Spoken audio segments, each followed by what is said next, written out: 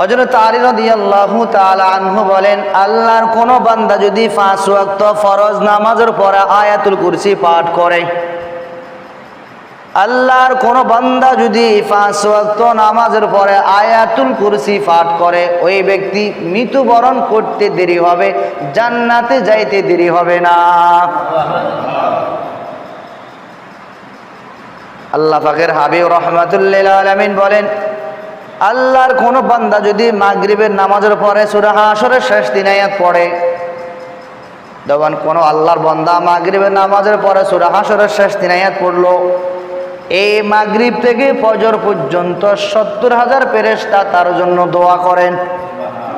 কি দোয়া করেন? আল্লাহ আপনার বান্দাকে মাফ করে দেন, আপনার বান্দার গুনাহ খাতা ক্ষমা করে দেন। আমি একজন গুনাহগার মানুষ, আমার জন্য একজন মাসুম ফেরেশতা আল্লাহ তাআলা দরবারে দোয়া করেন।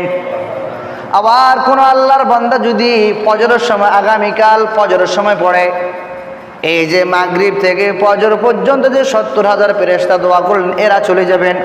আবার কোন বান্দা যদি ফজরের সময় পড়ে, ফজর থেকে আগামীকাল মাগরিব পর্যন্ত নতুন করে 70,000 আল্লাহর দরবারে দোয়া করবেন, আল্লাহ আপনার বান্দাকে মাফ করে দেন, তার গুনাহ খাতা ক্ষমা করে দেন।